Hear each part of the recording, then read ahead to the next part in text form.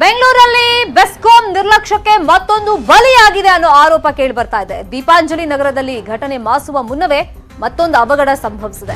ನಿನ್ನೆ ಸಂಜಯ್ ನಗರದಲ್ಲೂ ಕರೆಂಟ್ ಶಾಕ್ಗೆ ಯುವಕ ಸಾವನ್ನಪ್ಪಿದ್ದಾನೆ. ವಿದ್ಯುತ್ ವೈರ್ ತಗುಲಿ ಯುವಕ ಕಿಶೋರ್ ಮೃತಪಟ್ಟಿದ್ದಾನೆ.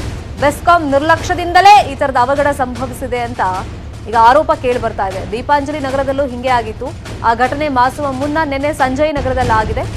ವೈರ್ ತಗುಲಿ ಯುವಕ ಕಿಶೋರ್ ಸಾವನ್ನಪ್ಪಿದ್ದಾನೆ. ಪಾರ್ಕ್ ಬಳಿ ಆತ ಹೋಗ್ತಾ ಇದ್ದ. ಆ ಟೈಮ್ನಲ್ಲಿ ವೈರ್ ತಗುಲಿದೆ. ಫುಟ್ಪಾತ್ ನಲ್ಲಿ ಹೋಗ್ತಾ ಇದ್ದಾಗ ನಡೆದಿರುವಂತ ದುರ್ಘಟನೆ ಇದು.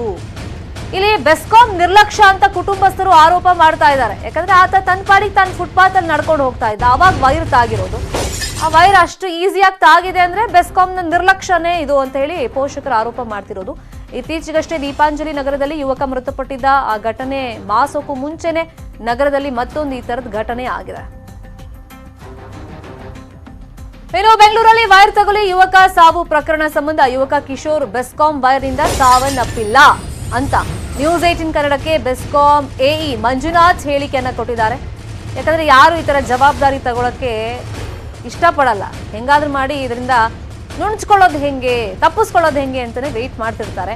ಇದು ವಿದ್ಯುತ್ ವೈರೇ ಅಲ್ಲ, ಕೇಬಲ್ ನಿಂದ ಶಾಕ್ ಆಗಿದೆ ಅಂತ ಅವ್ರು ಸ್ಪಷ್ಟನೆ ಕೊಟ್ಟಿದ್ದಾರೆ. ನಾವು ಘಟನಾ ಸ್ಥಳಕ್ಕೆ ಹೋಗಿ ನೋಡ್ಕೊಂಡು ಬಂದಿದ್ದೀವಿ. ಪೋಷಕರ ಆರೋಪ ತಳ್ಳಿ ಹಾಕಿದ್ದಾರೆ ಬೆಸ್ಕಾಂನ ಅಧಿಕಾರಿಗಳು.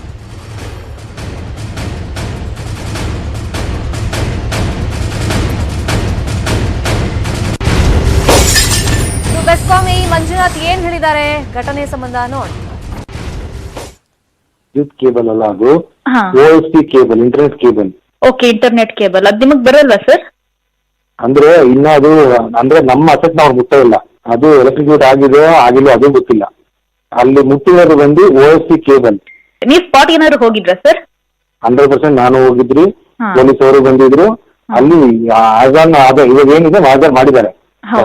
ಅಲ್ಲ ಆ ಏನು OSP ಕೇಬಲ್ ಇದೆ ಅದು ಎಲ್ಲಿಂದ ಬಂದಿತ್ತು, ಅವ್ರದಲ್ಲಿ ಜಂಕ್ಷನ್ ಬಾಕ್ಸ್ ಎಲ್ಲ ಇದೆ, ಬೂಸ್ಟರ್ಸ್ ಅಂತ ಬರ್ತದೆ ಇವ್ರದ್ದು ಕೇಬಲ್ ಅವ್ರದ್ದು. ಆ ಬೂಸ್ಟರ್ ಬಾಕ್ಸ್ ಎಲ್ಲ ಓಪನ್ ಆಗಿ ಇಟ್ಟಿದ್ರು. ನಾನು ಫೋಟೋಸ್ ತಗೊಂಡಿದ್ದೀನಿ, ಪೊಲೀಸರು ಫೋಟೋಸ್ ತಗೊಂಡಿದ್ದಾರೆ. ಅಲ್ಲಿ ಆಗಿರೋದು ಬಂದು ಇದರಿಂದ ಯಾವ್ದು OSP ಕೇಬಲ್ ಇಂದ. OSP ಕೇಬಲ್ ಮುಟ್ಟಿ ಯಾವ್ದೋ ವಿದ್ಯುತ್ ತಂತಿ ಆಗಲಿ ಏನೂ ಆಗಿಲ್ಲ, ನಮ್ದು ವೈರು ಕಟ್ ಆಗಿಲ್ಲ, ನಮ್ದು ಕರೆಂಟ್ ಟ್ರಿಪ್ನೂ ಆಗಿಲ್ಲ, ಆ ಕ್ಷಣಕ್ಕೆ ಏನೂ ಆಗಿಲ್ಲ. ಯಾಕಂದ್ರೆ ಯಾವ್ದೋ ಒಂದು ಮನುಷ್ಯ ಆಗ್ಲಿ ಇಲ್ಲ ಯಾವ್ದೋ ಒಂದು ಪ್ರಾಣಿ ಆಗ್ಲಿ ನಮ್ ವೈರ್ ಮುಟ್ಟಿದ್ರೆ ಸಾಕು ನಮ್ ಲೈನ್ ಟ್ರಿಪ್ ಆಗ್ಬಿಡುತ್ತೆ. ಅದು ಆಗಿಲ್ಲ ಅಲ್ಲಿ. ಮತ್ತಷ್ಟು ಸುದ್ದಿ ನೋಡೋಣ ಬ್ರೇಕ್ ಆದ್ಮೇಲೆ. 1 2 3